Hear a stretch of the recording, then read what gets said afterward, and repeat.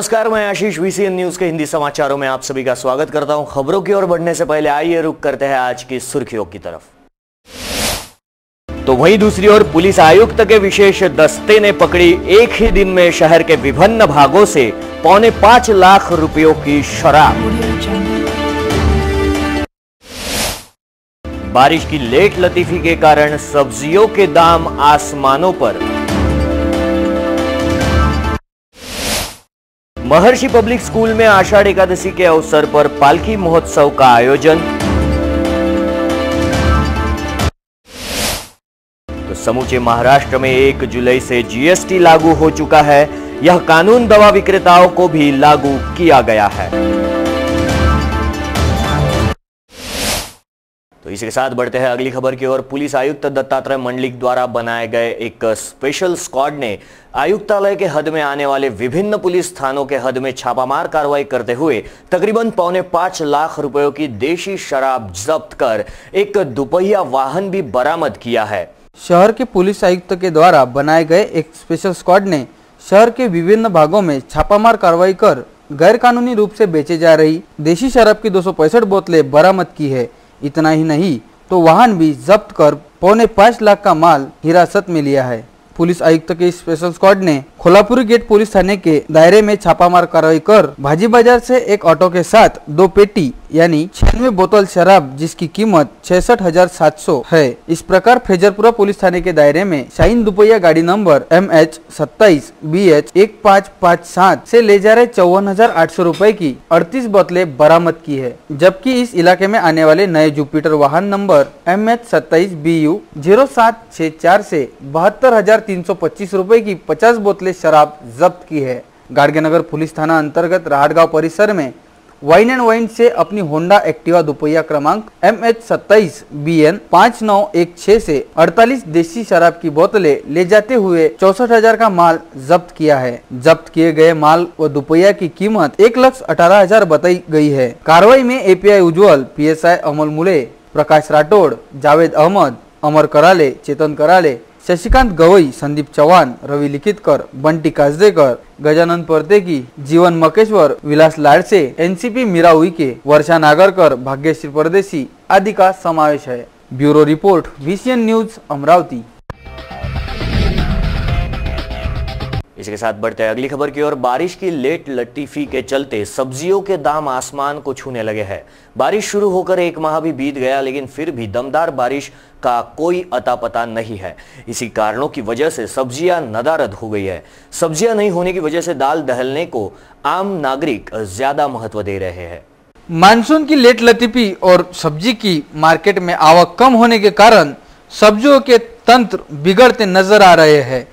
थाली से सब्जियां नदारद हो गई है। सब्जियों के विकल्प के रूप में मूंग दाल, चना दाल, मसूर दाल, बेसन आटा, मोट, चना, सोया बड़ी, उड़द दाल का इस्तेमाल बढ़ गया है। सब्जियों की कीमतें आसमान को छूते नजर आ रही है। गरीब एवं मध्यम वर्गीय ग्राहक सब्जी के नाम से दूर भाग रहे हैं। मात्र हफ्ते भर में सब्जियों के भाव में इतनी अधिक तेजी आ गई है कि सब्जी लेने वाले ग्राहकों के पसीने छूटने लगे हैं। इस तरह बड़ी महंगाई और सब्जियों के भाव से गृहिणियों के किचन का बजट बिगड़ गया है। इसके चलते आम आदमी के थाली की सब्जी नदारद होते नजर आ रही है। इन दिनों हरा धनिया 120, लहसुन 200, गोभी 80, हरी मिर्च 80 तथा टमाटर 60 रुपए किलो बिकने से यह अंदाजा लगाया जा सकता है कि सब्जियों में कितनी महंगाई की अंगार लगी है। खास बात यह भी है कि सब्जियों पर छाई महंगाई का लाभ किसानों को कम और व्यापारियों को सबसे ज्यादा हो रहा है। बारिश शुरू होकर करीब 1 माह बीत गया, अभी तक दमदार बारिश नहीं हुई। दूसरी ओर किसान खरीफ फसल की बुआई में लगा हुआ है, जिसके कारण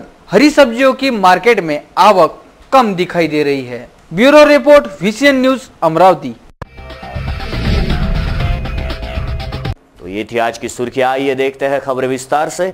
शहर में भूमिगत गटर योजना का एक अमृत योजना के तहत विभिन्न कामकाज शुरू हो चुका है, जिसके तहत जगह जगह खड्डे खोदे जाने के कारण आम जनता को काफी मुश्किलों का सामना करना पड़ रहा है।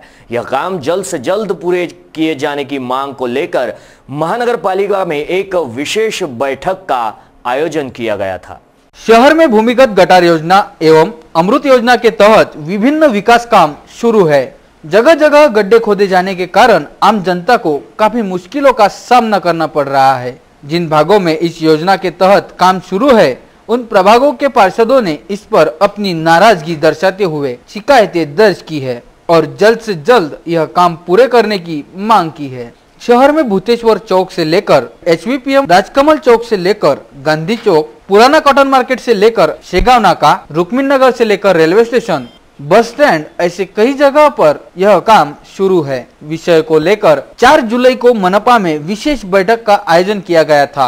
एक काम पूरा होने के बाद ही दूसरे काम को हाथ लगाया जाए, ऐसा वहां पर उपस्थित पार्षदों ने कहा। सरकार द्वारा अमृत योजना के तहत 67 करोड़ रुपयों की मंजूरात मिली है। जल्द ही यह काम पूरे किए जाएंगे, ऐसी जानकारी स्थायी समिति सभापति तुषार भारतीय ने बैठक में दी है। इस बैठक में मनपा अधिकारी हेमंत पवार, महापौर संजय नरवणे, उपमहापौर संध्या टिकले के साथ पार्षद उपस्थित थे। आज अमरावती महानगरपालिकेमध्ये जीवन प्राधिकरणाच्या माध्यमाने ज्या 2 स्कीम अमरावती शहरामध्ये सुरू आहे, त्यातली एक भुयारी गटर योजना आणि दुसरं पाईपलाईन, पिण्याच्या पाण्याची पाईपलाईन टाकणे आणि पाण्याच्या टाक्या उभ्या करणे, या 2 स्पेशल विषयासाठी म्हणून आज अतिशय महत्त्वपूर्ण बैठक या ठिकाणी आम्ही बोलावली होती। सांगोपांग चर्चा याच्यावर सुरू आहे। सगळ्या नगरसेवकांना भुयारी गटर योजनेच्या संदर्भातल्या अडचणी, रस्ते खोदल्यानंतर त्या चालणाऱ्या नागरिकांना होणारा त्रास, या सगळ्या संदर्भामध्ये या ठिकाणी आज उहापोह झालेला आहे आणि त्याच्यावर एक कॉन्क्रीट आम्ही एक उत्तर शोधलं आहे की टाईम बाउंड प्रोग्राम त्या सगळ्यांना देणे आणि त्याच्यातून ते सगळे काम करून घेणे। भुयारी गटर योजनेचं काम 1997 साली ज्यावेळेला भारतीय जनता पार्टी शिवसेनेचं राज्य महाराष्ट्रात होतं, त्यावेळी या कामाला सुरुवात झाली।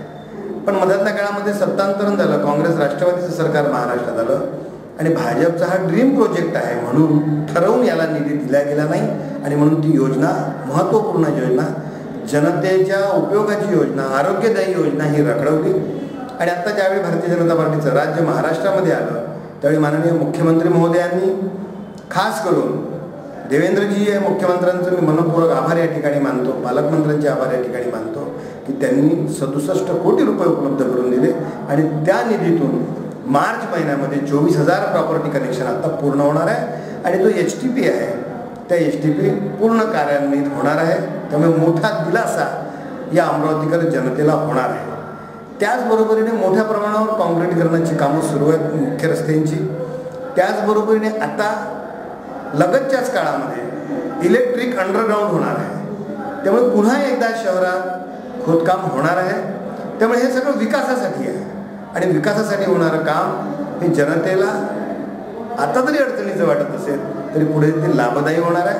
कुठलेही वरतून तार इलेक्ट्रिकचे दिसणार नाही, त्यामुळे आगामी काळात त्याचं सुद्धा काम या ठिकाणी चालू होणार आहे। 2013 साली खरं पाहिलं तर पिण्याच्या पाण्याची पाईपलाईन आणि जे 11 पाण्याच्या टाक्या आहेत त्याचं काम सुरू व्हायला पाहिजे होतं, पण महाराष्ट्रातल्या तत्कालीन काँग्रेस सरकारने याकडे दुर्लक्ष केलं, कुठलंही लक्ष दिलं नाही आणि म्हणून आता भारतीय जनता पार्टीचं सरकार आल्यावर माननीय मुख्यमंत्री देवेंद्रजी फडणवीस यांनी या अमरावती शहरासाठी पिण्याच्या पाण्याची व्यवस्था केली, पाईपलाईन वाढवून दिले, टाक्या वाढवल्या, पैसे उपलब्ध करून दिले आणि त्याचं सुद्धा काम या शहरामध्ये सुरू आहे। मला असं वाटतं की मार्च-एप्रिलपर्यंत पूर्ण सगळ्यांना 24/7 पिण्याचे पाणी मिळेल असं प्रावधान या ठिकाणी आम्ही करतो आहे। भुयारी गटर योजनेचे 24,000 कनेक्शन आणि जे घराघरामध्ये घाण साचलेली आहे सेप्टिक टँकच्या अनुषंगाने ते सुद्धा बंद होतील, अशा प्रकारची योजना, त्याच्यावर चर्चा आज या ठिकाणी सांगोपांग झालेली आहे। मला असं वाटतं की स्वच्छ अमरावती, सुंदर अमरावती आणि सगळ्यांना चांगले रस्ते हे होण्याच्या दृष्टीने आणि इलेक्ट्रिक अंडरग्राउंड, त्यामुळे नेहमी तार पकडून इलेक्ट्रिक जाणे याला सुद्धा बंदी आपोआपच होणार आहे आणि एक चांगलं शासन अमरावती महानगरपालिकेमध्ये आम्ही या ठिकाणी देतो आहे आणि त्याची चर्चा आज पिण्याच्या पाण्याच्या पाईपलाईनच्या संदर्भात, पाण्याच्या टाकीच्या संदर्भात आणि भुयारी गटर योजनेच्या संदर्भात या ठिकाणी झाली। सर्व सदस्यांनी एक चांगला पॉझिटिव्ह सकारात्मक विचार या ठिकाणी केलेला आहे। नक्कीच आम्हाला यातून ऊर्जा मिळेल आणि अमरावती शहरामध्ये आम्ही एक चांगलं शहर आम्ही करण्याच्या मानसिकतेमध्ये आहोत। तो हिंदी समाचारों में अभी वक्त हो चला एक छोटे से ब्रेक का, कहीं मत जाइए, देखते रहिए VCN न्यूज।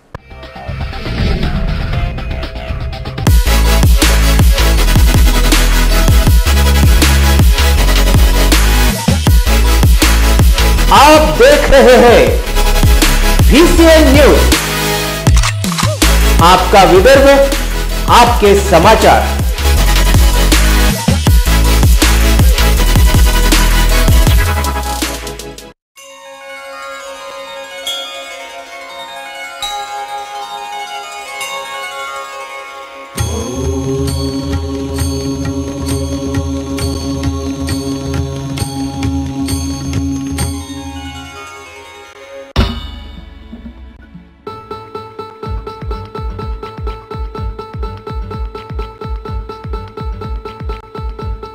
घरची शान घरचा मान घराकडे तिचे सर्व ध्यान।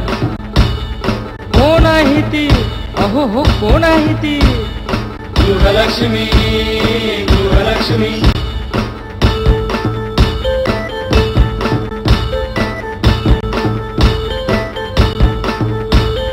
ममते पोटी प्रेमासाठी झटते नेहमी घरच्यासाठी।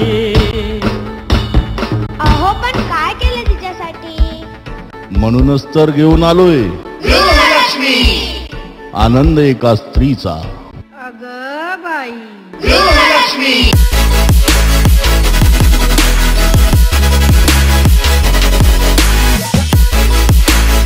आप देख रहे हैं VCN न्यूज, आपका विदर्भ, आपके समाचार।